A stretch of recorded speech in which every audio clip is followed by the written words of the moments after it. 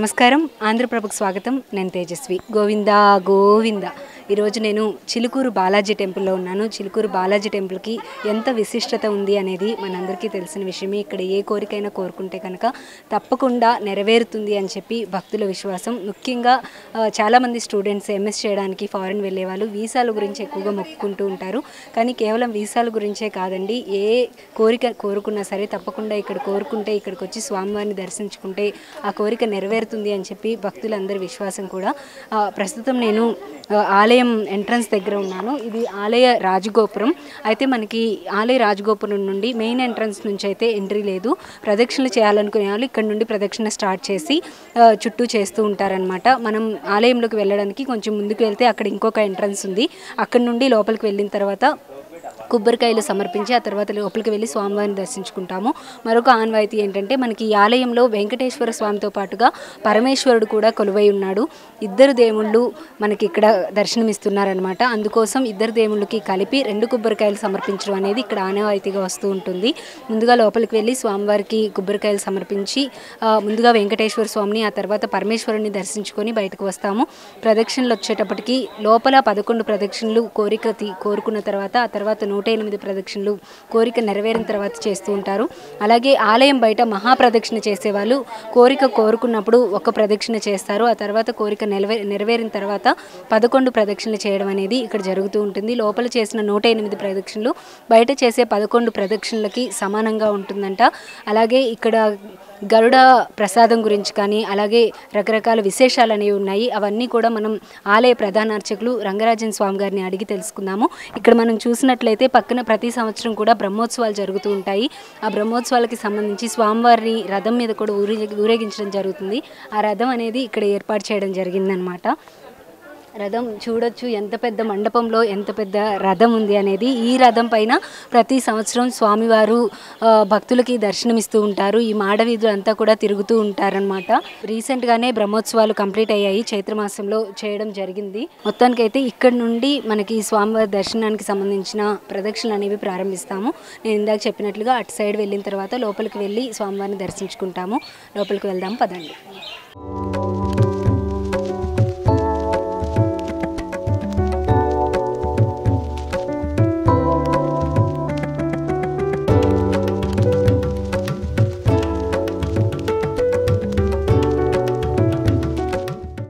ఎంతమంది భక్తులు ఉన్నారో, ప్రతిరోజు కూడా భక్తులు ఇదే విధంగా ఉంటారు. అలాగే సాటర్డే, సండే, ఫ్రైడే కొంచెం ఎక్కువ మంది భక్తులు ఉంటారు అని చెప్పి తెలుస్తుంది. ముఖ్యంగా సాటర్డే వెంకటేశ్వర స్వామికి ఎంతో ప్రియమైన రోజు కాబట్టి ఆ రోజు తప్పకుండా భక్తుల సంఖ్య అనేది చాలా అధికంగా ఉంటుంది. కాబట్టి ప్రదక్షిణలు ఆ రోజు చాలా కష్టం కాబట్టి ఆ 2 రోజులు మాత్రం కొంచెం తగ్గిస్తారు. అందులోనూ ప్రతిరోజు కూడా ఇక్కడికి వచ్చే భక్తులు దాదాపు 3000 మంది పైన వరకు ఉంటారంట. అలాగే సాటర్డే, సండే ఈ 2 డేస్ వచ్చేటప్పటికి దాదాపు 10,000 మంది వరకు భక్తులు ఉంటూ ఉంటారంట. అలాగే స్వామివారికి ప్రతి సంవత్సరం కూడా వార్షిక బ్రహ్మోత్సవాలు అనేవి చేయడం జరుగుతుంది.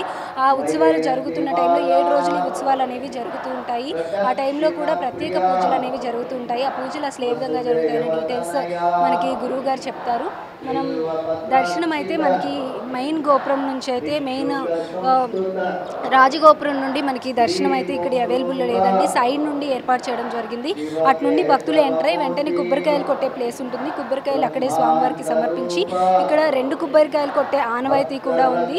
అలాగే కొబ్బరికాయలని సమర్పించిన తర్వాత స్వామివారికి ఇటు వచ్చి మనం ప్రదక్షిణలన్నీ చేసుకున్న తర్వాత స్వామివారిని చక్కగా దర్శనం చేసుకొని బయటకు వెళ్ళొచ్చు. మనం బయటికి వెళ్ళిన తర్వాత అక్కడ కూడా కొన్ని ఉపాలయాలు అనేవి ఉన్నాయి. ఆ ఉపాలయాలు కూడా ఏ విధంగా ఉన్నాయి అనేది ఒకసారి చూద్దాం పదండి.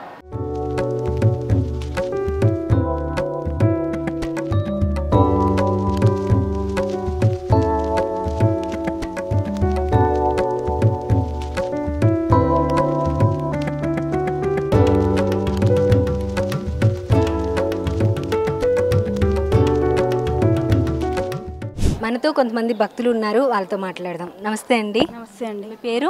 నా పేరు రజనీ అండి. ఓకే. ఇక్కడ చిలుకూరు బాలాజీ టెంపుల్కి ఇప్పుడే ఫస్ట్ టైం రావడమా, అంతకుముందు కూడా వచ్చారా? చాలా ఇయర్స్ బ్యాక్ వచ్చాను. చాలా ఇయర్స్ తర్వాత ఈరోజే రావడం చాలా ఆనందంగా ఉంది. దర్శనం చేసుకున్నాను, చాలా ప్రశాంతంగా ఉంది. నార్మల్గా ఇక్కడ టెంపుల్కి వస్తే తప్పకుండా కోరిక నెరవేరుతుంది అని చెప్తూ ఉంటారు. ఆ నానుడి ఉంది, మనకు తెలిసిందే. మీకు అంతకుముందు వచ్చారు కదా, ఆ కోరిక నెరవేరడం ఏమైనా అయ్యిందా? కోరిక అట్లా ఏం రాలేదండి, నార్మల్గా వచ్చాను. మళ్ళీ చాలా రోజులు రావాలి అనుకుంటున్నా, కానీ ఈ రోజు నెరవేరింది కోరిక. రావాలి అని టెంపుల్కి రావాలి అనే కోరిక ఈరోజు నెరవేరింది నాకు. ప్రదక్షిణ చేశారండి మీరు? ప్రదక్షిణాలు చేయలేదండి ఈరోజు. నేను చేద్దామని వచ్చాను కానీ టైం అయిపోయింది, చేయలేదు. దర్శనం చేసుకున్నాను, దర్శనం బాగా జరిగింది. సో ఎలా అనిపించింది మనకి ఇక్కడే వెంకటేశ్వర స్వామి అలాగే పరమేశ్వరుడు ఇద్దరు కూడా ఉన్నారు కదా, ఎలా అనిపించింది? చాలా బాగుందండి. వెంకటేశ్వర స్వామిని దర్శనం చేసుకొని బయటకు వచ్చాక శివుడి దర్శనం చేసుకున్నాక చాలా మంచిగా అనిపించింది, మనసుకి ప్రశాంతంగా ఉంది. నా పేరు నవీన్ అండి, మాది బోడుప్పల్ అండి, హైదరాబాద్. ఇది దాదాపు 6-7 టైం అనుకుంటా నేను రావడం. మేము ఫ్రీక్వెంట్గా వస్తూనే ఉంటాం స్వామివారి దగ్గరికి. చాలా మహిమగల దేవుడు అండి.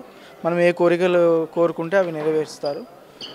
చాలా మీరు చూడవచ్చు, రెస్పాన్స్ కూడా చాలా బాగుంటుంది. మీరు వీక్ డేస్లో వచ్చినా కూడా చాలా క్రౌడ్ ఉంటుంది. మనము ఇప్పుడు ఇవాళ ఫ్రైడే నార్మల్ డే, బట్ చూసారు క్రౌడ్ ఎలా ఉందో. క్రౌడ్ చాలా విపరీతమైన క్రౌడ్ ఉంటుంది. బట్ ఇవాళ మేము 12:30కి రావడం వల్ల కొంచెం ఫ్రీ అనిపించింది మాకు. స్టిల్ ఉంది, క్రౌడ్ ఉంది, బట్ కొంచెం ఫ్రీ అనిపించింది. నార్మల్ డేస్ కంటే ఇవాళ కొంచెం ఈ టైంలో కొంచెం ఫ్రీ అనిపించింది. చాలా బాగుంటుందండి, ఇక్కడికి వస్తే ప్రశాంతంగా ఉంటుంది. ప్లస్ సిటీకి చాలా దూరంగా ఉంది కదా, సో ఈ గ్రీనరీ కూడా మేము చాలా ఎంజాయ్ చేస్తాం వచ్చినప్పుడు. డ్రైవింగ్ కూడా చాలా ఎంజాయ్ చేస్తాం.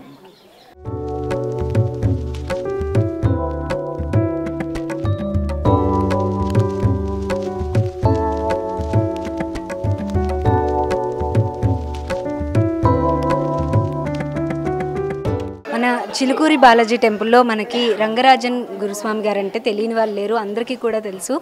సో గురువుగారు ఇప్పుడు మనతో పాటు ఉన్నారు. ఇక్కడ జరిగే కార్యక్రమాల గురించి అన్నిటి గురించి మనకు వివరిస్తారు. అలాగే ఇక్కడ చాలా చక్కగా అన్నదాన కార్యక్రమం కూడా జరుగుతుంది. గురువుగారు దగ్గరే ఉండి ఆయనే స్వయంగా వడ్డిస్తూ ఈ కార్యక్రమంలో అయితే పాల్పంచుకుంటూ ఉన్నారు. గురువుగారితో మాట్లాడదాము. నమస్కారం గురువుగారు. గురువుగారు, చక్కగా అన్నదాన కార్యక్రమం అయితే మేము చూసే భాగ్యం కూడా మాకు దొరికింది. స్వామివారి దర్శనంతో పాటుగా అన్నదాన కార్యక్రమంలో కూడా మేము కూడా పాల్పంచుకున్నాము. ఈ కార్యక్రమం అంతా ప్రతిరోజు జరుగుతూ ఉంటుంది, అసలు ఎలా ఉంటుంది? చిలుకూరు బాలాజీ వెంకటేశ్వర స్వామి వారి దివ్యమైన ఆశీర్వాదం ఆంధ్రప్రభ ఛానల్ ప్రేక్షకులకు అందరికీ లభించాలని, ఈ ఆంధ్రప్రభ ఛానల్ దినదిన అభివృద్ధి చెంది అందరి మనస్సుల్లో ఇళ్లల్లో ప్రవేశించాలని, నైతికమైనటువంటి విలువల్ని ప్రబోధించాలని, భగవంతుడి అపారమైన అనుగ్రహం మీ పైన ఉండాలని మనస్ఫూర్తిగా ప్రార్థిస్తూ, చిలుకూరు బాలాజీ వెంకటేశ్వర స్వామి వారి గురించి కొత్తగా చెప్పాల్సినది ప్రత్యేకమైనది ఏమీ లేదు. 500 సంవత్సరాల ప్రాచీనమైన దేవాలయం. వెంకటేశ్వర స్వామి స్వయం వ్యక్త క్షేత్రం ఇది. అంటే తిరుమల కొండపై నుంచి దిగి వచ్చి ఒక భక్తుడి కోసం స్వామివారు పుట్టలో వెలిసాదని స్థల పురాణం. ఇక్కడ స్వామివారికి అత్యంత ప్రియమైనది భక్తుల ప్రదక్షిణాలు. స్వామివారి చుట్టూ, గుడి చుట్టూ ప్రాంగణం బయట ఒక్క ప్రదక్షిణ తిరిగి కోరుకుంటారు. కోరిక నెరవేరిన వాళ్ళు మహాప్రదక్షిణ రూపంలో 11 తిరుగుతారు. ఇదే పూర్వకాలంలో ఏమైంది, 11, 108 లోపల తిరిగేవాళ్ళు. ఇప్పుడు దానికి సమానమైన ప్రదక్షిణాలు మహాప్రదక్షిణం అంటారు. మహాప్రదక్షిణం అంటే తిరుమలలో మాడవీధి ప్రదక్షిణం ఎలా చేస్తారో, గిరి ప్రదక్షిణం అనేది ఎలా చేస్తారో, సింహాచలంలో అలాగే భద్రాచలంలో కొండ ప్రదక్షిణం చేస్తారు. అలాగే ఇప్పుడు మీరు చూస్తే మన అనంతగిరిలో కూడా గిరి ప్రదక్షిణం చేస్తారు. ఈ గిరి ప్రదక్షిణం ఎంత విశేషమైనది అంటే స్వామివారి దివ్యమైన ఆశీర్వాదం బలంగా భగవంతుడి అనుగ్రహం భక్తులకు ఉంటుంది. మీ అందరికీ నేను ఒకటే చెప్పేది, ప్రతి శుక్రవారం చిలుకూరులో అన్నదాన కార్యక్రమం ఉంటుంది. ఈ అన్నదాన కార్యక్రమం ప్రతి శుక్రవారం 1:30 నుంచి మేము స్వామివారి దేవాలయానికి వచ్చే భక్తులు, మహాప్రదక్షిణ చేసేవాళ్ళు చాలామంది. అంటే అన్నం పరబ్రహ్మ స్వరూపం. భగవంతుడి యొక్క అనుగ్రహం ఎలాంటిది అంటే వేరే ఏది కూడా చాలు అని చెప్పడు. ఇప్పుడు 100 కోట్లు ఇచ్చామనుకోండి, 150 కోట్లు ఉంటే బాగుంటుంది అనుకుంటాడు. అదే కడుపు నిండా భోజనం పెడితే ఇంకొక పళ్ళెంలో భోజనం తీసుకు అమ్మో వద్దు వద్దు వద్దు చాలు అంటాడు. తృప్తిని ఇచ్చేది అన్నం. ఆ అన్నదానాన్ని భగవంతుడి యొక్క ప్రీతిపాత్రమైనటువంటి గో సంపద, గో సంరక్షణ జరిగే క్షేత్రం ఇది. గోశాల తిలుకూరులో స్వామివారి దేవాలయం వెనకాల గోశాలలో ఎక్కడా కూడా గోశాలలో అన్నప్రసాదం ఉండదు. ఎందుకంటే 3 కోటి దేవతలు కొలువుండే ప్రదేశం. భక్తులకి గోశాలలో ఉండే ఆశీర్వాదము అలాగే అన్న ప్రసాదం స్వీకరించే భాగ్యము ఇవ్వాలని ప్రతి శుక్రవారం ఈ గోశాలలో అన్నదానం జరుగుతుంది. మేమే మా వాలంటీర్లు అందరం కలిసి స్వామివారి ప్రసాదాన్ని భక్తులకి వినియోగం చేస్తున్నాము. వారు కూడా తృప్తిగా స్వీకరిస్తారు. వాళ్ళు వెళ్ళేటప్పుడు ఒక మనసు నిండా ఆనందంతో వెళ్తాం. గురుగారు, అలానే ఈ మధ్య కాలంలో మీరు గరుడ ప్రసాదం కూడా ఇవ్వడం జరిగింది. అసలు గరుడ ప్రసాదం ప్రత్యేకత ఏంటి, అలాగే ఏ టైంలో మళ్ళీ ఇచ్చే అవకాశం ఉంటుంది? మంచి ప్రశ్న అడిగావమ్మా. కొన్ని దశాబ్దాలుగా మేము ప్రతి చైత్రమాసం శుక్లపక్ష ఏకాదశి, చైత్రమాసంలో బ్రహ్మోత్సవాలు ప్రారంభం అయ్యే రోజు ధ్వజారోహణం జరిగినప్పుడు స్వామివారికి ధ్వజపటాన్ని ఎగరేస్తాం.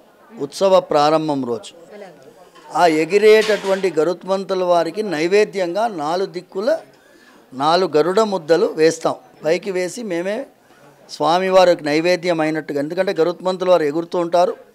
ఆ ఎగిరే గరుత్మంతుల వారు స్వీకరించినటువంటి గరుడ ప్రసాదాన్ని పైన వెళ్ళేటప్పుడు గరుడ ముద్ద అవుతుంది, కింది వచ్చినప్పుడు అది గరుడ పిండం అవుతుంది. ఆ గరుడ పిండాన్ని కొంచెం కొంచెం చిన్న చిన్న ముద్దలుగా సంతానం లేని ఆడవాళ్ళకి గరుడ ప్రసాదం ఇస్తే చాలా సంతాన భాగ్యం తొందరగా లభిస్తుందనేది ఆగమ శాస్త్రంలో చెప్పే విషయం. ప్రతి ఏడాది గరుడ ప్రసాదం ఇస్తాం. ఈ ఏడాది కూడా ఇచ్చి మేము ఏప్రిల్ 19th రోజు అనౌన్స్ చేసాం. చాలా మట్టుకు ఇచ్చాం. కానీ భక్తులు విపరీతమైనటువంటి సంఖ్యలో భక్తులు రావడం చేత ఇప్పుడు ఏడాదికి ఒక రోజు కాకుండా శుక్రవారం ఇస్తున్నాం. ప్రతి శుక్రవారం 9:30 నుంచి 10:30 వరకు అభిషేకం అవుతుంది. అభిషేకం అయిన తర్వాత స్వామివారి పైన పూసినటువంటి పసుపుని గరుడ ప్రసాదానికి సమానమైనటువంటి విషయం అది. ఆ పసుపుని స్వీకరిస్తారు స్వామివారి ప్రసాదంగా. ఆ గరుడ ప్రసాదానికి కంటే ఇది కూడా అదే సమానమైన ఆశీర్వాదాన్ని ఇస్తుంది. ప్రతి శుక్రవారం గరుడ ప్రసాదమే సంతాన భాగ్యాన్ని ఇచ్చే ప్రసాదం. స్వామివారి సంతాన భాగ్యం అందరికీ కలిగిస్తున్నారు. ప్రతి వారం శుక్రవారం రోజు ఇస్తున్నాం. అలాగే మనకి ప్రదక్షిణలతో పాటుగా ఇంకా చాలా కార్యక్రమాలు జరుగుతూ ఉంటాయి కదా, మీరు అన్నట్టు బ్రహ్మోత్సవాలు కానివ్వండి, అటువంటి ప్రత్యేక పర్వదినాలు ఇంకా ఏముంటాయి? అదే ప్రతి శుక్రవారం అభిషేకం జరుగుతుందమ్మా. ప్రతి ఏడాది మేము భోగి పండగ రోజు గోదా కళ్యాణం చేస్తాం. కళ్యాణోత్సవం జరుగుతుంది. గోదా అమ్మవారికి, వెంకటేశ్వర స్వామి వారికి కళ్యాణోత్సవం ప్రతి భోగి పండగ రోజు జరుగుతుంది. అలాగే చైత్రమాసంలో సప్తాన్నికం అంటే 7 రోజుల ఉత్సవాలు ప్రతి ఏడాది జరుగుతాయి. నవరాత్రి చిలుకూరులో స్వామివారికి నవరాత్రి ఉత్సవం అని ఉండదు. తిరుమలలో ఎలాగైతే నవరాత్రి ఉత్సవాలు ఉంటాయో చిలుకూరులో ఎలాగంటే విజయదశమి రోజు మాత్రమే స్వామివారు ఈ మాడవీధి ప్రదక్షిణంగా ఊరేగుతారు. గ్రామ ప్రజలందరూ తండోపతండాలుగా విచ్చేసి స్వామివారితో వారు శమీ వృక్ష పూజ చేస్తారు. శమీ వృక్షాన్ని పూజిస్తారు. ఆ శమీ వృక్ష పూజ చేసేటప్పుడు భక్తులందరూ కూడా ఆశీర్వాదం పొందుతారు విజయదశమి రోజు. ఇలా విశేషమైనటువంటి కార్యక్రమాలు చిలుకూరులో ఏంటంటేమో చాలా ముఖ్యమైన విషయం ఏంటి అంటే నిరంతరం భగవన్నామ సంకీర్తనం జరిగేటటువంటి క్షేత్రం. ఫిబ్రవరి 4వ తారీఖు 5వ తారీఖు నాడు తిరుమల తిరుపతి దేవస్థానం వాళ్ళు మఠాధిపతులు పీఠాధిపతుల సదస్సు ఏర్పాటు చేశారు. ఆ సదస్సులో నన్ను కూడా పిలిచారు. నేను దాదాపు 7 నిమిషాలు మాట్లాడాను. నేనేమన్నానంటే తిరుమల తిరుపతి దేవస్థానానికి ఒక రోజుకు వచ్చే క్రౌడు భక్తుల సంఖ్య మాకు వారానికి వచ్చే సంఖ్య, ఒక వారం మొత్తం కలిపితే వచ్చే సంఖ్య తిరుమల తిరుపతి దేవస్థానం ఒక్కరోజు వచ్చే సంఖ్య. కానీ మేము వచ్చినటువంటి భక్తులందరితో ఉన్నంతసేపు 20 నిమిషాలు గడిపినా, గంట సేపు గడిపినా, 2 గంటల సేపు గడిపినా వాళ్ళని భగవన్నామంలోనే ముంచేటటువంటి ప్రయత్నం చేస్తున్నాం. మా నాన్నగారు సౌందరరాజన్ గారి ఆజ్ఞ ఇది. వచ్చిన వాళ్ళకి భగవంతుడి వైభవాన్ని రుచి సులభం అని చూపించాలిరా మనం. అది భగవంతుడి లీల వైభవాన్ని చూపించడమే మన కర్తవ్యం. ఆయన ఆజ్ఞ ప్రకారంగా నేను కొనసాగిస్తున్నాను. ఇప్పుడు కూడా ఆయన వయసు 88 సంవత్సరాలు. ఆయన ఆజ్ఞ మేరకే స్వామివారి వైభవం భగవన్నామ సంకీర్తనంతో సులభంగా దొరుకుతుంది, అనుగ్రహం దొరుకుతుంది అని నేర్పించే ప్రయత్నం నేను చేస్తున్నాము. తిరుమల తిరుపతి దేవస్థానం చాలా కార్యక్రమాలు చేస్తున్నది. వచ్చిన వాళ్ళందరికీ పాలు ఇస్తారు, వాళ్ళు కూర్చున్న వాళ్ళందరికీ కూడా అల్పాహారం ఇస్తారు. 24 గంటలు క్యూలు కాంప్లెక్స్లు ఉన్న వాళ్ళకి ఆహారం ఇస్తున్నారు. కానీ దానితోడు వాళ్ళు భగవత్ చింతనలో గడిపేటటువంటి ప్రయత్నం చేయాలి. ఎందుకంటే అన్నమయ్య ఏదైతే నిరంతర హరినామ సంకీర్తనం చేయించాలి అనే కల కన్నాడో ఆ కళని మనం నెరవేర్చే ప్రయత్నం తిరుమలలో జరగాలని చెప్పాను. కానీ చిలుకూరులో అయితే మేము వీలైనంతసేపు భక్తులందరితో మీరు గమనించుంటారు, మీరైతే ఉన్నంతసేపు గోవిందనామంలోనే భక్తుల్ని ముంచాం. వేరే ఏ ముచ్చట్లు అవకాశం ఇవ్వము, సెల్ ఫోన్ మాట్లాడనివ్వము, వాట్సాప్ టిక్కు కొట్టనివ్వము, భగవంతుని నామ సంకీర్తనం మాత్రమే చేయిస్తాం. అందుకే స్వామివారు పిలిస్తే పలికే దైవం. పిలవడం నేర్చుకోవాలి. మనం చిలుకూరుకు వస్తే పిలవడం నేర్చుకుంటాం, ఆయన పలకడం అలవాటు ఆయనకి. కానీ పిలవడం మర్చిపోయాం, ఆయన పలకడం లేదు. చిలుకూరులో పిలుస్తాము, ఆయన పలుకుతాడు. సర్వే జనా సుఖినో భవంతు, సమస్త సన్మంగళాన్ని సంతు. గురుగారు, మనకి అసలు అన్నదాన కార్యక్రమం ఎప్పటి నుండి స్టార్ట్ అవుతుంది? ప్రొసీజర్ అంతా ఎలా జరుగుతూ ఉంటుంది? చాలా ఆనందకరమైన విషయం అమ్మా. చిలుకూరులో బ్రహ్మోత్సవం సమయంలోనే ముందంతా మేము ఆ 7 రోజులకి, అది కూడా ముఖ్యంగా చక్ర స్నానం రోజు, బ్రహ్మోత్సవాల ఆఖరి రోజు భక్తులందరికీ విశేషంగా అన్నదానం చేసేవాళ్ళం. కానీ 2 సంవత్సరాలుగా ప్రతి శుక్రవారం, ఎందుకంటే నాకు ప్రియమైన శిష్యుడు నా వెనకాల ఉన్న పవన్ కుమార్ స్వామి, మనం వారం శుక్రవారం స్వామివారి సన్నిధిలో భక్తులు వస్తారు కదా, వారికి మనం తృప్తిగా భోజనం పెట్టే ప్రయత్నం చేద్దాము అని ఒక ప్రయత్నంలో భాగంగా ఇది ముందు ఒక శుక్రవారం అనుకున్నాం. కానీ ప్రతి శుక్రవారం అనేది మ్యాండేటరీ, అంటే తప్పనిసరి అయిపోయింది. పబ్లిక్ హాలిడే శుక్రవారం వచ్చినా కూడా మామూలుగా 500-600 మంది తింటారు. సపోజ్ గుడ్ ఫ్రైడే రోజు వచ్చిందనుకోండి, ఆ రోజు 2500 మంది అన్నదానం జరిగింది. ఎలాగంటే ఎంత ఆసక్తి చూడండి. శంషాబాద్లో వెజిటబుల్ మార్కెట్ వెళ్ళి 4:30కి బయలుదేరి అక్కడ ఫ్రెష్గా కూరగాయలు వస్తే అవి తీసుకొని వచ్చి భక్తులకి స్వయంగా పర్యవేక్షించి తయారయ్యి భక్తులందరూ స్వీకరిస్తూ ఉంటే ఒక పరమ ఆనందం. ఈ అన్నం పరబ్రహ్మ స్వరూపం. అంటే అన్ని దానాల్లో అన్నదానం గొప్పదానం అని అంటారు, విద్యాదానం గొప్పదంటారు, గోదానం గొప్పదంటారు. గోశాలలో అన్నదానం చేయడం ఇంకా గొప్ప విశేషమైన. ఎందుకంటే చిలుకూరులో సామాజికమైనటువంటి ప్రతి అంశంలో మేము వెంటనే స్పందించాడు. మీరు చూశారు కదా, కొన్ని నెలల ముందు ఒక ముస్లిం రైతు తన పాడి ఆవు ఎద్దు కోల్పోతే ఇక్కడ పిలిచి గోశాలలోంచి ఎద్దు ఇచ్చాం. అలాగే రక్షాబంధనం కార్యక్రమం, అంటే ఆడవాళ్ళకి ఈ సమాజంలో ఒక రక్షణ అనేటటువంటి ఒక బాధ్యత మగవాళ్ళ నుంచి రావాలి అని చెప్పి రక్షాబంధనం కార్యక్రమం, ఆడవాళ్ళని గౌరవించేటటువంటి ఒక కార్యక్రమం కన్యావందనం కార్యక్రమం. మీరు గూగుల్లో కొడితే ప్రతిదీ కూడా చిలుకూరు నుంచి ఒక విశేషమైనటువంటి ఒక సమాజానికి ఒక సందేశం వెళ్తుంది. సమాజానికి వెళ్ళేటటువంటి సందేశాన్ని చిలుకూరు బాలాజీ స్వామి వారి సందేశంగా భక్తులు స్వీకరిస్తారు. కాబట్టి ఇది ఒక ఉద్యమ రీతిలో.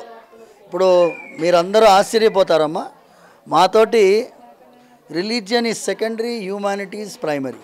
అంటే మతం ముఖ్యం కాదు, మానవత్వం ముఖ్యం అనేటటువంటి ధోరణిలో చిలుకూరులో ఎన్నో కార్యక్రమాలు చేశాం. హెల్పింగ్ హ్యాండ్ ఫౌండేషన్ వాళ్ళు మీరు చూస్తుంటారు, వ్యాక్సినేషన్ కార్యక్రమాల్లో కోవిడ్ టైంలో అక్కడ వెళ్ళి ఎక్కడ వాళ్ళందరూ కూడా వలస కార్మికులు ఉండే ప్రదేశానికి వెళ్ళి అక్కడ భోజనం పెట్టి అన్నదానం పెట్టాం. ఇంత విశేషమైన కార్యక్రమంలో మీరు ఆంధ్రప్రభ ఛానల్ దీన్నే ప్రత్యేకంగా ఈ అన్నదానాన్ని చిత్రీకరించడానికి వచ్చినందుకు మీ యాజమాన్యానికి అభినందనలు తెలియజేస్తూ వారికి కూడా బలమైన ఆరోగ్య ఐశ్వర్యాలు కలగాలని మనస్ఫూర్తిగా ప్రార్థిస్తాను. సర్వేజన సుఖినో భవంతు.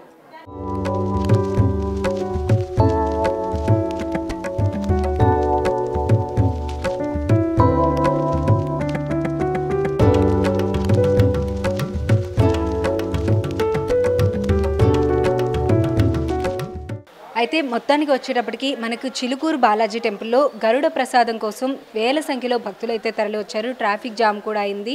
కిలోమీటర్ల మేర భక్తులు అయితే వేచి ఉన్నారు. అయితే సంవత్సరానికి ఒక రోజున చైత్రమాసంలో బ్రహ్మోత్సవాలు ప్రారంభమవుతున్న మొదటి రోజున ఆ వెంకటేశ్వర స్వామికి వాహనమైన గరుడ స్వామికి అయితే నైవేద్యాన్ని సమర్పించి ఆ నైవేద్యాన్ని భక్తులకి ఇస్తే కనుక వాళ్ళకి మంచి సంతానం సత్సంతానం చాలా తొందరగా కలుగుతుంది అని చెప్పి విశ్వాసంతో గరుడ ప్రసాదాన్ని అయితే ఇవ్వడం జరిగింది. దీనికి సంబంధించి ప్రతి సంవత్సరం కూడా ఒక్కరోజే ఇవ్వడం వల్ల అంత రద్దీ అయితే ఏర్పడిందని చెప్పాలి. అయితే ఇటుక నుంచి అటువంటి ప్రాబ్లం లేకుండా ప్రతి శుక్రవారం కూడా స్వామివారికి సమర్పించే పసుపు ఏదైతే ఉంటుందో అది కూడా మనకి గరుడ ప్రసాదానికి ఈక్వల్గా ఉంటుందంట. ఎవరైనా గరుడ ప్రసాదం కావాలి అనుకుంటే కనుక ప్రతి శుక్రవారం కూడా స్వామివారికి సమర్పించే పసుపునైతే ఉదయం 9:30 గంటల తర్వాత 11:30 గంటల లోపు మధ్యలో ఈ పసుపు ప్రసాదాన్ని అయితే ఇవ్వడం జరుగుతుంది. అది ఎవరైతే స్వీకరిస్తారో అది గరుడ ప్రసాదానికి ఈక్వల్గా ఉంటుందని చెప్పి మనకి రంగరాజన్ స్వామి గారు చెప్తూ ఉన్నారు. ఇక నుండి ఎవరికైనా ప్రసాదం కావాలంటే ఆ టైంకి రండి. అలాగే ప్రతి శుక్రవారం రోజున ఇక్కడ అన్నదాన కార్యక్రమం కూడా చాలా చక్కగా నిర్వహిస్తూ ఉన్నారు. అది జరగడం కూడా చాలా మంచి ప్రొసీజర్లో జరుగుతుంది. అందులోనూ గోశాల అంటే గోవులు అంటే మనకి హిందూ సంప్రదాయంలో ఎంత ప్రత్యేకత ఉంది అనేది మనకి తెలిసిన విషయమే. ప్రతి దేవత కూడా మన దేవతామూర్తులందరూ కూడా ఆ ఆవులోనే కలిసిపోయి ఉంటారు అని చెప్పి ఆ ఆవు మన దేవతలందరికీ ప్రతిరూపంగా మనం భావిస్తూ ఉంటాము.